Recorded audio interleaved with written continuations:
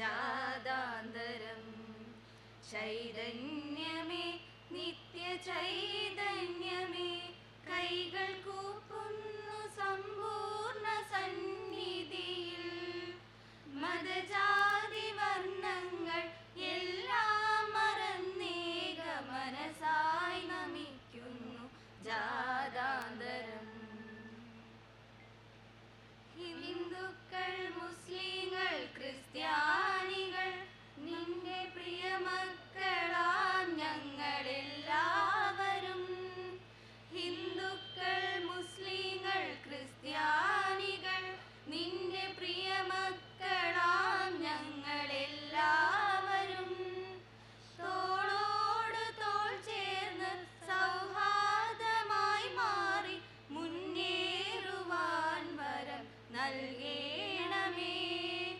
മുന്നേറുവാൻ വരം നൽകേണമേ. ചൈതന്യമേ നിത്യ ചൈതന്യമേ കൈകൾ കൂപ്പുന്നു സമ്പൂർണ്ണ സന്നിധിയിൽ. മതജാതി വർണ്ണങ്ങൾ എല്ലാം മറന്നേക മനസായി നമിക്കുന്നു ജാതാന്തരം. ചൈതന്യമേ നിത്യ ചൈതന്യമേ. ഓം നമ.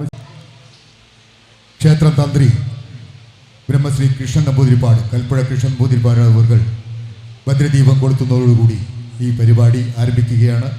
ഭദ്രദീപം കൊളുത്തുന്നതിന് വേണ്ടി അദ്ദേഹത്തെ ക്ഷണിച്ചു.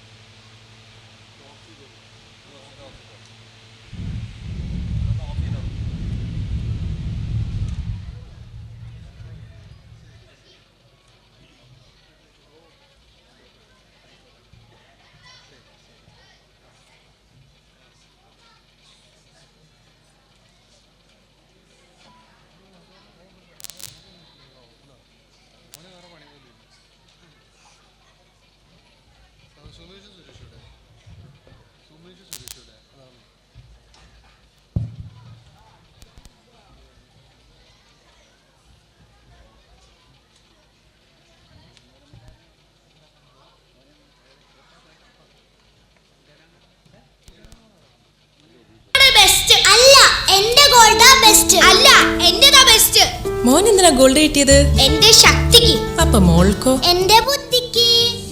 അപ്പൊ ശരിക്കും ഗോൾഡ് കിട്ടിയതാർക്കാ? സന്തോഷ്.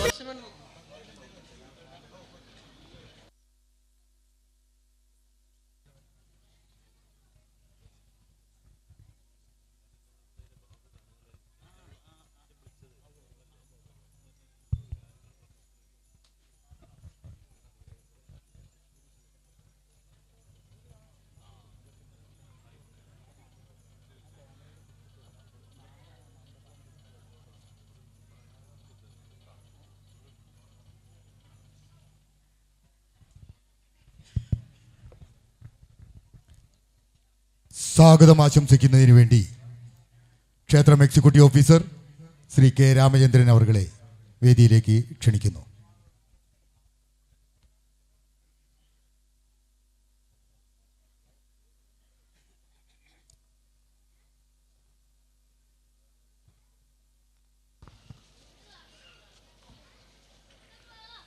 ഓം നമഃ ശിവായ. വേദിയിലിരിക്കുന്ന അക്ഷരാർത്ഥത്തിൽ മഹാരഥന്മാർ എന്ന് വിശേഷിപ്പിക്കാവുന്ന വേദി അലങ്കരിക്കുന്ന പ്രമുഖ മഹത് വ്യക്തികളെ, സജ്ജനങ്ങളായ സദസ്യരെ, തൃപ്രങ്ങോട് മഹാശിവക്ഷേത്രത്തിൽ നടക്കുന്ന ഉത്സവത്തിൻ്റെ ക്രിയാതി ഭാഗങ്ങൾക്ക് ഇന്നലെ കൊടികയറി. ഇന്ന് കലാപരിപാടികളുടെ കൊടിയേറ്റം ഇവിടെ നടക്കാൻ പോവുകയാണ്. എൻ്റെ കർത്തവ്യത്തിലേക്ക് നേരിട്ട് തന്നെ നിങ്ങളുടെ അനുവാദത്തോടെ പ്രവേശിക്കട്ടെ. വേദിയിലെ അധ്യക്ഷൻ, നമ്മുടെ ക്ഷേത്രത്തിൻ്റെ ട്രസ്റ്റി, അതായത് ഉടമ, അദ്ദേഹത്തിൻ്റെ ക്ഷേത്രത്തിലേക്ക് സ്വാഗതം ചെയ്തതിലെ ഔചിത്യക്കുറവുണ്ടെങ്കിലും ഔപചാരികതയുടെ പേരിൽ മഹാമഹിമശ്രീ സാമൂര് രാജ തിരുമനസിനെ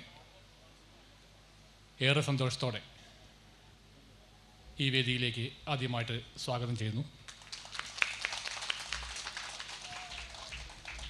അദ്ദേഹം വളരെ 50ഓളം ക്ഷേത്രങ്ങളുടെ ട്രസ്റ്റിയാണ്. വളരെ തിരക്കുള്ള ഒരു വ്യക്തിയാണെന്ന് എല്ലാവർക്കും അറിയാം. ഞങ്ങൾ പക്ഷേ സ്നേഹത്തോടെ ക്ഷണിച്ചപ്പോൾ അദ്ദേഹത്തിൻ്റെ മറ്റെല്ലാ തിരക്കുകളും മാറ്റിവെച്ചുകൊണ്ട് കൃത്യസമയത്ത് വളരെ കൃത്യതയോടുകൂടി ബാക്കിയുള്ള നമുക്കെല്ലാവർക്കും കൂടി ആ കൃത്യത ഒരു പാഠമാവണമെന്ന് പ്രവൃത്തിയിലൂടെ പഠിപ്പിച്ച് കൃത്യം 6 മണിക്ക് തന്നെ ക്ഷേത്ര ദർശനം നടത്തി ഇവിടെ വേദിയിൽ എത്തി. എന്തായാലും ഏറെ കാലങ്ങൾക്ക് ശേഷം ഒരു സാമൂതിരി മഹാരാജാവ് ഇതുപോലെയുള്ളൊരു പരിപാടി അധ്യക്ഷത വഹിക്കുക എന്നുള്ളത് നമ്മുടെ ദേശത്തിൻ്റെ കൂടി ഒരു പുണ്യമായിട്ട് കണക്കാക്കുന്നു.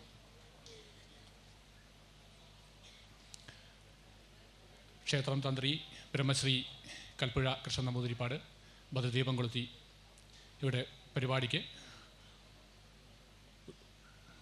ഉദ്ഘാടനം, ഭദ്രദീപം കൊളുത്തൽ നടന്നു.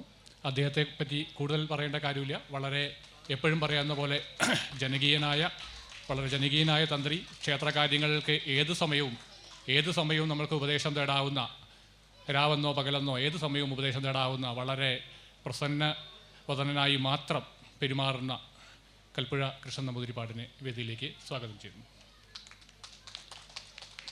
ഈ പരിപാടി ഉദ്ഘാടനം ചെയ്യാൻ നമ്മൾ രണ്ടാമതെന്ന് ആലോചിക്കാതെ എല്ലാവരുടെയും ഒരു ആവശ്യം ശ്രീ സാറെ ഉദ്ഘാടനം ചെയ്യാൻ കിട്ടുമോ എന്നുള്ളൊരു ചോദ്യമായിരുന്നു. ശ്രമിച്ചു നോക്കാം എന്നൊരു മറുപടിയിൽ ഞാൻ വിളിച്ചപ്പോൾ ശ്രീ സാർ ഒരു ചിരി എന്ന് പറയണോ അട്ടഹാസം എന്ന് പറയണോ അറിയില്ല, 28-ാം തീയതി അല്ലേ ചോദിച്ചിട്ടൊരു ചിരി ഇരിച്ചു. ഞാൻ വരും എന്നാണോ വരില്ലാണോ എന്താ ഉദ്ദേശിക്കണമെന്ന് എനിക്ക് മനസ്സിലായില്ല. 27 വരെ എനിക്ക് ഡ്യൂട്ടിയാണ്, 28ഉം 29ഉം എന്താണാവോ ഒഴിവെന്ന് മനസ്സിലായില്ല. ഇപ്പോഴാണ് മനസ്സിലായത്. തൃപ്രങ്ങോട്ടപ്പൻ അവിടേക്ക് വിളിക്കുന്നുണ്ട്, അപ്പോൾ ഞാൻ വന്നിരിക്കും. അതൊരു വലിയൊരു ഊർജം തന്നെയായിരുന്നു. അദ്ദേഹം അത്രയും ഉറപ്പോടുകൂടി, പിന്നെ അതിൻ്റെ കൂട്ടത്തിൽ പറഞ്ഞു അദ്ദേഹത്തിൻ്റെ ജോലിയുടെ രീതി അറിയാലോ, അപ്പോൾ അങ്ങനെ മറിച്ചൊന്നും സംഭവിച്ചില്ലെങ്കിൽ തീർച്ചയായിട്ടും ഞാൻ അവിടെ എത്തിയിരിക്കും എന്ന ഉറപ്പ് അദ്ദേഹം വളരെ വളരെ കൃത്യമായിട്ട് അത് പാലിച്ചു. അദ്ദേഹത്തെ ഈ വേദിയിലേക്ക് വളരെ സന്തോഷത്തോടെ സ്വാഗതം ചെയ്യുന്നു.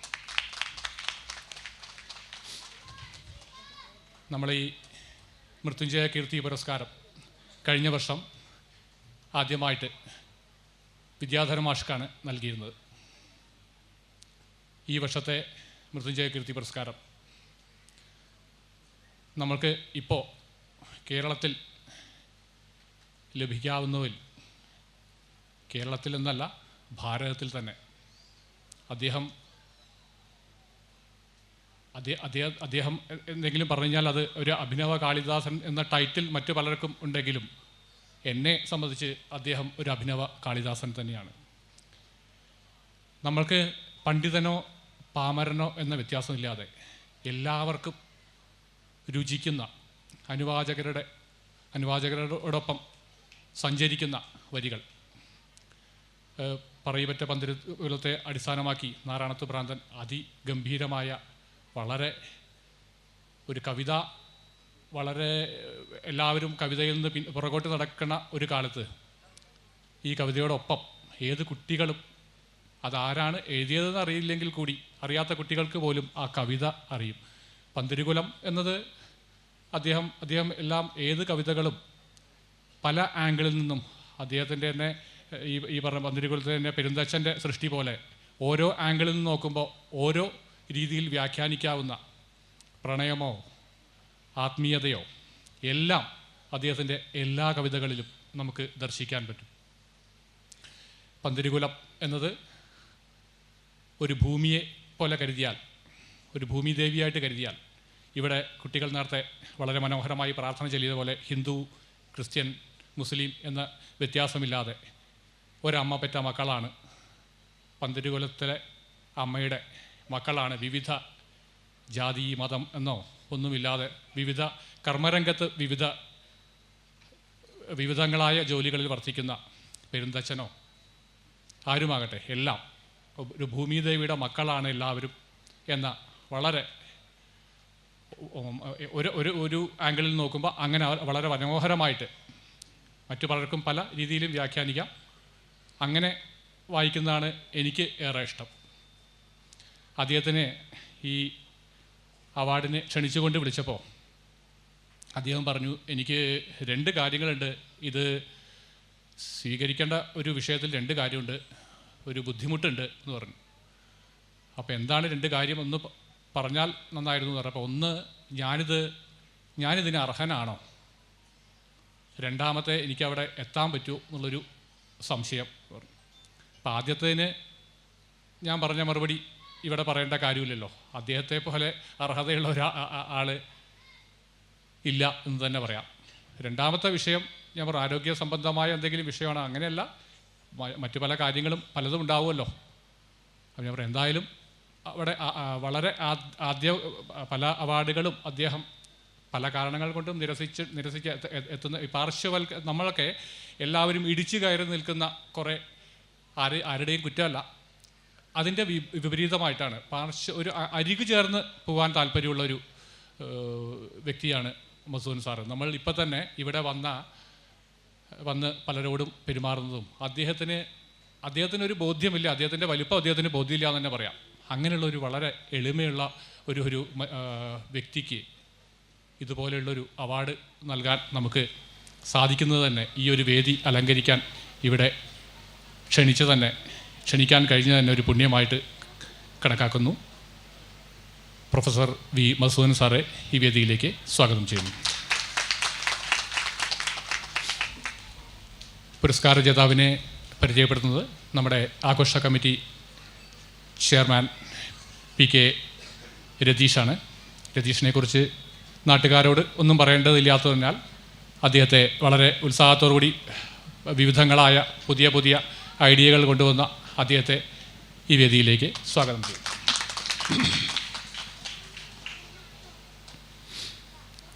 മലബാർ ദേവസ്വം ബോർഡിൻ്റെ commissioner, assistant commissioner, area committee chairman, ഇവർ 3 പേരും മറ്റ് പല വ്യക്തിപരമായ കാരണങ്ങളാൽ എത്താൻ കഴിയില്ല എന്ന് പറഞ്ഞിരുന്നെങ്കിലും അവരുടെ അസാന്നിധ്യത്തിൽ അവരെ കൂടി സ്വാഗതം ചെയ്യുന്നു. നമ്മളുടെ വാർഡ് മെമ്പർ എന്ന് പറഞ്ഞാൽ നമുക്ക് ഓരോ വീട്ടിലെയും ഒരു മെമ്പർ കൂടിയാണ്. ഞാനത് മനസ്സിലാക്കിയെടുത്തോളം 1.5 വർഷത്തെ അനുഭവത്തിൽ മനസ്സിലാക്കിയത്, ഓരോ വീട്ടിലെയും ഒരു മെമ്പർ കൂടിയാണ് വാർഡ് മെമ്പർ. ഏത് കാര്യത്തിനും ഓടിയെത്തുന്ന വാർഡ് മെമ്പറെ കുറിച്ചും കൂടുതൽ പറയുന്നില്ല, നിങ്ങൾക്കറിയാം. അദ്ദേഹത്തെയും ഈ വേദിയിലേക്ക് സ്വാഗതം ചെയ്യുന്നു. കമ്മിറ്റി സെക്രട്ടറി വളരെ ഉത്സാഹത്തോടുകൂടി ഏത് മേഖലയിലും, ഊട്ടുപുരയിലും, ക്ഷേത്രത്തിനകത്തും, വേദിയിലും, സദസ്സിലും എല്ലാം ഒരുപോലെ ഓരോരോ കാര്യങ്ങൾക്കായി വേഷ്ടി ഇട്ടുകൊണ്ട് ഉത്തരവ് പുറപ്പെടുവിക്കുന്ന ആളുകളിൽ നിന്ന് വിഭിന്നമായി ഏത് നേരം ഊർജ്ജസ്വലനായി പ്രവർത്തിക്കുന്ന കമ്മിറ്റി സെക്രട്ടറി ശ്രീ രാജേന്ദ്രകുമാർ പാണാട്ടിനെ വേദിയിലേക്ക് സ്വാഗതം ചെയ്തു. മാതൃസമിതി പ്രസിഡന്റ് പുഷ്പവല്ലി ടീച്ചർ ഈ പറഞ്ഞ പോലെ തന്നെയാണ്. വളരെ മാതൃസമിതിയുടെ പ്രവർത്തനം ഈ ക്ഷേത്രത്തെ സംബന്ധിച്ച് വളരെ വളരെ വളരെ വളരെ വിലപ്പെട്ടതാണ്. ഏത് കാര്യങ്ങൾക്കും മാതൃസമിതിയെ നമുക്ക് ഏൽപ്പിച്ചാൽ പിന്നെ നമുക്ക് ആ വഴിക്ക് തിരിഞ്ഞ് നോക്കേണ്ട. അവർ വളരെ ഭംഗിയായിട്ട് അവർ അത് കൈകാര്യം ചെയ്യും. ആ മാതൃസമിതിയെ നയിക്കുന്ന പുഷ്പവല്ലി ടീച്ചർ ഈ വേദിയിലേക്ക് സ്വാഗതം. നമ്മൾ കുറച്ച് വിവിധ മേഖലകളിൽ വ്യക്തിമുദ്ര പതിപ്പിച്ച വരെ ആദരിക്കുക എന്നൊരു ആശയം ഈ വർഷം മുതൽ നമ്മൾ നടപ്പിലാക്കാൻ തീരുമാനിച്ചു. അതിൽ ചിരകാലം കമ്മിറ്റി പ്രസിഡന്റ് സ്ഥാനം അലങ്കരിച്ച ഗംഗാധര പണിക്കർ, അദ്ദേഹത്തെ ആദരിക്കുക എന്നത് നമ്മൾക്ക് സ്വയം ഒരു ആദരവ് കിട്ടുന്ന ഒരു കാര്യമാണ്. അത്രയും ക്ഷേത്രം എന്ന ചിന്ത കൊണ്ട് മാത്രം ഇരിക്കുന്ന അനാരോഗ്യമുണ്ട് അദ്ദേഹത്തിന്. ക്ഷേത്രം എന്ന ചിന്ത കൊണ്ട് മാത്രം ഇരിക്കുന്ന അദ്ദേഹത്തെ ഈ വേദിയിലേക്ക് സ്വാഗതം ചെയ്യുന്നു. അദ്ദേഹത്തിൻ്റെ അസാന്നിധ്യത്തിലും കാതികൻ ശിവശങ്കരൻ നായർ ഏറെക്കാലമായി ക്ഷേത്രവുമായി ബന്ധപ്പെട്ട് പുരാണ കഥാഖ്യാനം നടത്തിവരുന്ന അദ്ദേഹത്തെ വേദിയിലേക്ക് സ്നേഹത്തോടെ സ്വാഗതം ചെയ്യുന്നു. ചാക്യാകൂത്ത് തൃപ്രങ്ങോട് ക്ഷേത്രത്തിൽ മാത്രമല്ല, സാമൂർ രാജാവിൻ്റെ ഒട്ടുമിക്ക എല്ലാ ക്ഷേത്രങ്ങളിൽ നിന്ന് പറയാം, ചാക്യാർകൂത്ത് നൂറ്റാണ്ടിലധികമായി ചാക്യാർകൂത്ത് നടത്തി വരുന്ന അതിപ്രഗത്ഭനായ കൂത്ത് കലാകാരൻ പൊതിയിൽ നാരായണ ചാക്യാരെ വേദിയിലേക്ക് വളരെ സ്നേഹത്തോടെ സ്വാഗതം ചെയ്യുന്നു. അതുപോലെ ഓട്ടംതുള്ളൽ കലാകാരൻ കൃഷ്ണപുരത്ത് ശ്രീ മുരളി പിഷാരടി, അദ്ദേഹവും ഇതുപോലെ തന്നെ കാലങ്ങളായിട്ട് തൃപ്രങ്ങോട്ട് ക്ഷേത്രത്തിൽ സേവിച്ചുകൊണ്ടിരിക്കുന്നു. അദ്ദേഹത്തെ കൂടി വേദിയിലേക്ക് സ്വാഗതം ചെയ്യുന്നു. യോഗാചാര്യൻ കരുണാകരൻ മാസ്റ്റർ, അദ്ദേഹത്തെ വേദിയിലേക്ക് വളരെ സ്നേഹത്തോടെ സ്വാഗതം ചെയ്യുന്നു.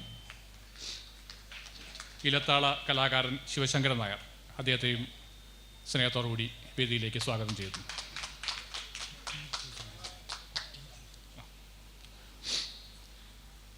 ഫ്ലവേഴ്സ് ടോപ്പ് സിംഗർ ഫെയിം കുമാരി ദയമോൾ, മോളെ വളരെ സ്നേഹത്തോടെ സ്വാഗതം ചെയ്യുന്നു. വേദിയിൽ നന്ദി പ്രകാശിപ്പിക്കുന്ന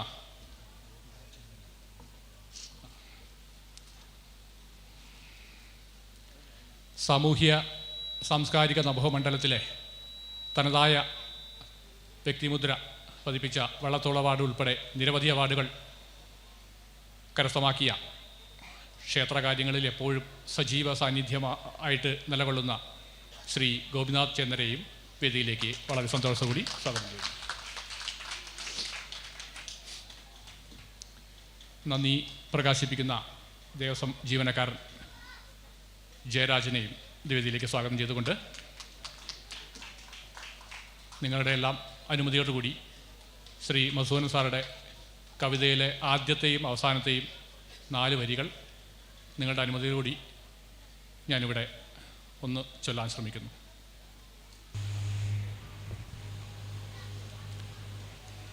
ഇരുളിൻ മഹാനിദ്രയിൽ നിന്നുണർത്തി നീ നിറമുള്ള ജീവിത പീലി തന്നു, എൻ്റെ ചിറകിനാകാശവും നീ തന്നു, നിന്നാത്മശിഖരത്തിലൊരു കൂടു തന്നു, ആത്മശിഖരത്തിലൊരു കൂടു തന്നു. ഇനി അവസാന വരി കൂടി ചൊല്ലാം. അടരുവാൻ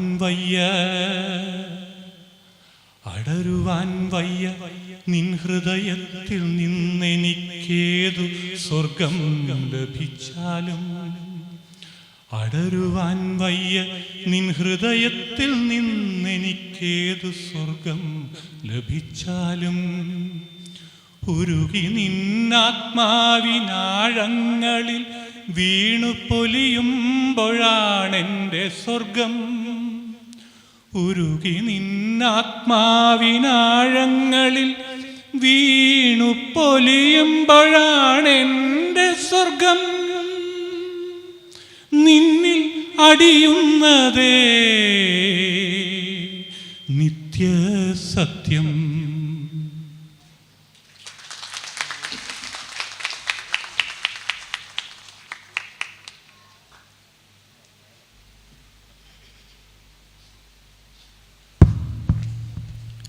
ഈ വേദി അധ്യക്ഷ പദവി അലങ്കരിക്കുന്നത്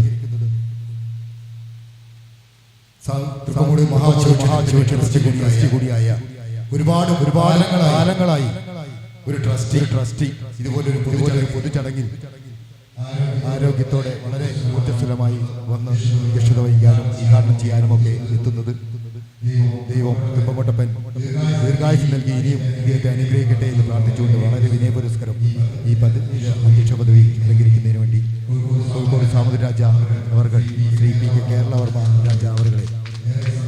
കരഘോഷത്തോടു കൂടി വേദിയിലേക്ക് ക്ഷണിക്കുന്നു.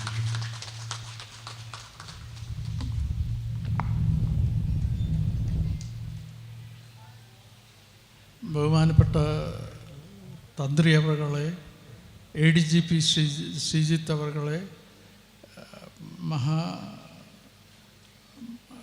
കവി മധുസൂദൻ നായർ, മറ്റ് പ്രമുഖ വ്യക്തികൾ, വേദിയിലിരിക്കുന്ന വ്യക്തികളെ,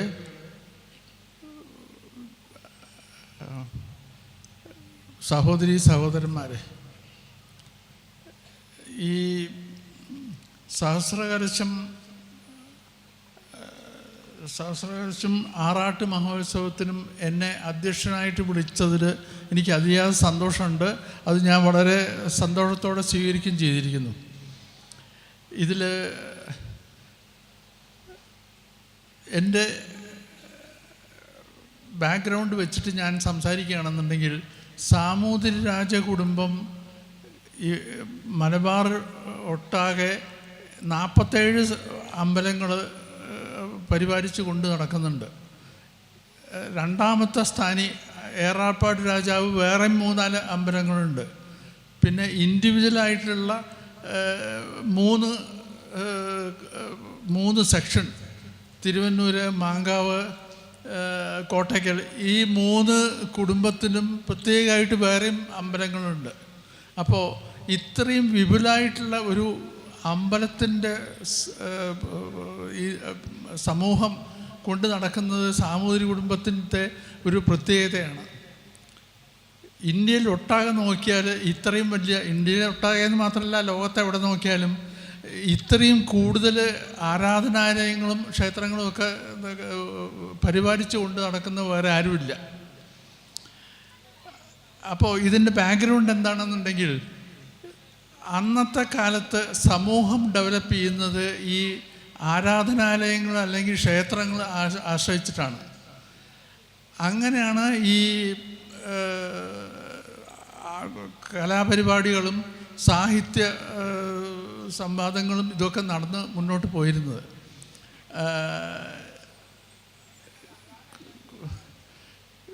ഈ കോഴിക്കോട് തണി അമ്പലത്തിന് ആശ്രയിച്ചിട്ട് ഒരു വലിയ ആഘോഷം നടത്തുന്നുണ്ട്. അത് എല്ലാ പ്രമുഖ കവിമാരും മറ്റുള്ള പ്രമുഖന്മാരും ചേർത്ത് ഒരു സെമി കോമ്പറ്റീഷൻ മാതിരിയാണ് മുന്നോട്ട് കൊണ്ടുവരുന്നത്. അങ്ങനെ അത് ഉണ്ട്. അതിന് പുറമെ ഈ സാംസ്കാരിക ഇതിൽ പല കോമ്പറ്റീഷനും പലതിക്കലും നടത്തുന്നുണ്ട്. അങ്ങനെ ആ ഒരു ചുറ്റുപാട് വെച്ച് നോക്കുമ്പോൾ ഇത്രയും വിപുലമായിട്ടുള്ള ഒരു കുടുംബം വരെ ഉണ്ടെന്ന് എനിക്ക് തോന്നുന്നില്ല. പിന്നെ ഇതിന് പുറമെ മലബാറിൽ ആദ്യമായിട്ട് ഒരു വിദ്യാഭ്യാസ സ്ഥാപനം തുടങ്ങിയത് ശ്രീകൃഷ്ണവിലാസം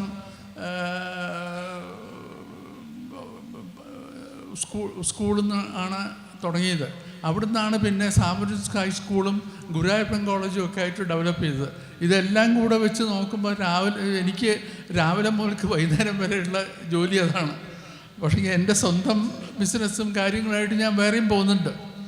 അപ്പോൾ ഇത്രയും ബൃഹത്തായിട്ടുള്ള ഒരു ബാക്ക്ഗ്രൗണ്ട് വെച്ചിട്ടാണ് ഇത് നടക്കുന്നതും ഞാൻ മുന്നോട്ട് വരുന്നതും. പിന്നെ എനിക്കിവിടെ പറയാനുള്ളത് 2-3 കാര്യങ്ങളാണ്. ഞാൻ സാഹിത്യത്തെപ്പറ്റി വലിയ ഇതൊന്നും എനിക്ക് പറയാൻ അറിയില്ല, അതുകൊണ്ട് ഞാൻ അതിലേക്ക് കടക്കുന്നുമില്ല. ഇവിടെ ഈ ആഘോഷത്തോട് ബന്ധപ്പെട്ടിട്ട് കലാപരിപാടികൾ നടത്തുന്നുണ്ട്. അടുത്ത കൊല്ലം മുതൽക്കോ അതിന് മുമ്പെയുള്ള അതിന് ശേഷമുള്ള കാലഘട്ടങ്ങളിൽ ഒരു കോമ്പറ്റീഷനായിട്ട്, അതായത് ഒരു പാർട്ടി മാത്രം പങ്കെടുക്കുക എന്നുള്ളതിന് പകരം അനവധി പാർട്ടീസ് പങ്കെടുത്തിട്ട് ഉള്ള ഒരു പ്രോത്സാഹന രീതിയായി കൊണ്ടുവന്നാൽ അത്രയും ആൾക്കാർക്ക് നല്ലതാണ്. അതിന് പുറമെ ഈ ഫൈൻ ആർട്സിൽ സംഗീതത്തിലും നൃത്ത പരിപാടികളിലും അക്ഷരശ്ലോകം ഇങ്ങനെയുള്ള കാര്യങ്ങൾക്ക് ഒരു റെഗുലറായിട്ടുള്ള ഒരു അന്തരീക്ഷം ഇവിടെ ഉണ്ടാക്കുന്നത് ക്ഷേത്രക്കാർ ശ്രദ്ധിച്ചാൽ നല്ലതാണ്. അതിനുള്ള എന്താ സഹായം വേണ്ടതെന്നുണ്ടെങ്കിൽ സാമൂതിരിപ്പാടിൻ്റെ അടുത്തുനിന്ന് ഉണ്ടാവും എന്നുള്ളത് ഞാൻ പറയുന്നു. എന്നുവെച്ചാൽ ഇത്രയും സ്ഥലം ധാരാളമുണ്ട്.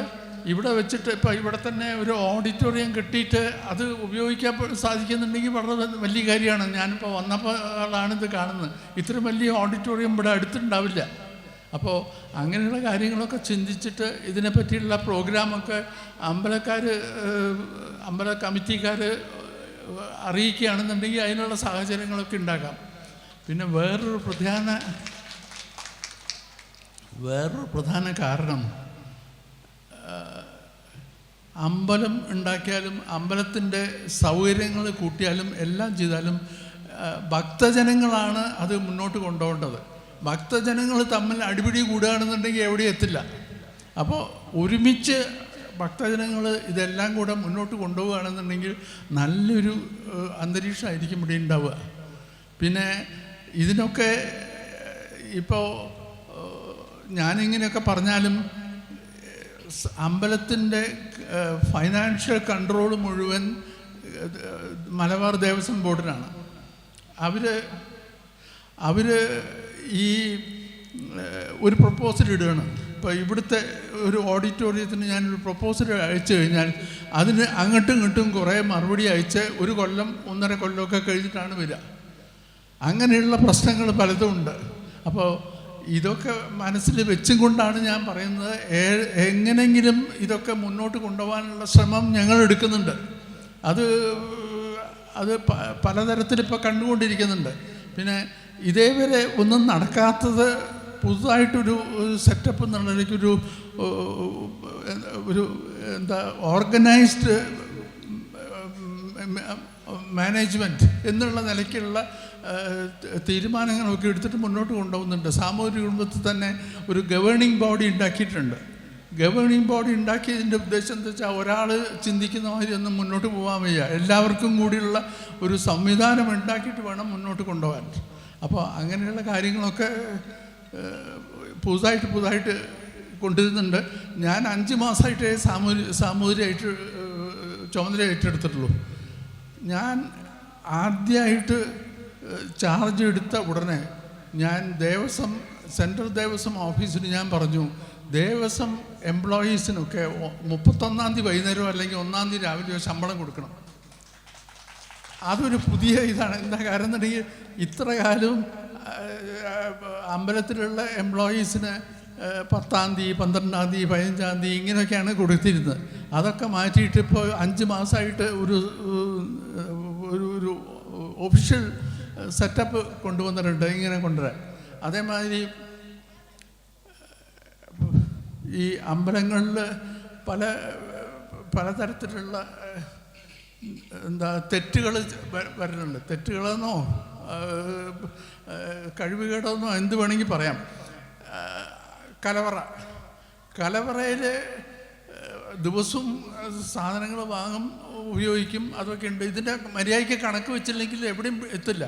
ഇത്ര കാലവും അമ്പലങ്ങളിൽ പല ദിക്കിലും ഇമാതിരി കണക്കൊന്നും വെച്ചിട്ടില്ല. ഞാൻ വന്നതിന് ശേഷം ഞാൻ പറഞ്ഞു, കലവറയുടെയും ബാക്കിയുള്ള ചെലവിൻ്റെയൊക്കെ കംപ്ലീറ്റ് റിപ്പോർട്ട് സൈൻ ചെയ്ത് ഒപ്പിട്ട് കിട്ടിയെങ്കിൽ മാത്രമേ ശമ്പളം കൊടുക്കുള്ളൂ. അപ്പോൾ ഇങ്ങനെയുള്ള ചില ഇതൊക്കെ മുന്നോട്ട് കൊണ്ടുപോകുന്നുണ്ട്. ഞാൻ വീണ്ടും പറയുകയാണ്, ഇവിടെയുള്ള ഡെവലപ്മെൻറ്റ്സിന് അമ്പലം കമ്മിറ്റിക്കാരും ചുമതലപ്പെട്ടവരും പ്രപ്പോസൽ വെച്ചാൽ അതിന് വേണ്ട സകല സഹായങ്ങളും സഹകരണങ്ങളും ചെയ്യാം. പിന്നെ ഫൈൻ ആർട്സിന് ഡാൻസ്, പാട്ട്, സാഹിത്യ സംവാദങ്ങൾ, ഇതിനൊക്കെ ഒരു മുതൽക്കൂട്ട് കൊടുക്കണം. ആ മുതൽക്കൂട്ട് കൊടുക്കാൻ ഇവിടെയുള്ള സംവിധാനങ്ങൾ ഉണ്ടാവണം. അതിനുള്ള അങ്ങനെ ഉണ്ടായാൽ പൊതുജനങ്ങളൊക്കെ വന്ന് മുന്നോട്ട് കൊണ്ടുപോകും. എല്ലാ കാര്യങ്ങളും വെച്ച് മുന്നോട്ട് കൊണ്ടുപോകും. ഞാനിപ്പോൾ ഒരു ഉദാഹരണം പറയാം. ഈ കേരളത്തിൽ ഈ അമ്പലങ്ങളും ഇതുമൊക്കെ ആയിട്ട് ഇത്രയും ഡെവലപ്മെൻറ്റ് വന്നത് ഇങ്ങനെയുള്ള സംവിധാനം കൊണ്ടാണ്.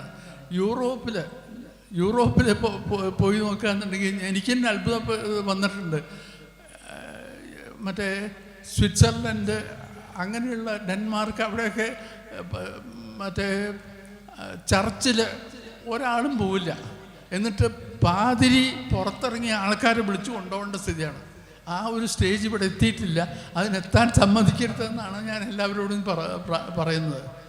ഞാൻ കൂടുതലായിട്ടൊന്നും സംസാരിച്ച് സമയം കളയുന്നില്ല. എല്ലാവർക്കും എല്ലാ ഇതും വരട്ടെ,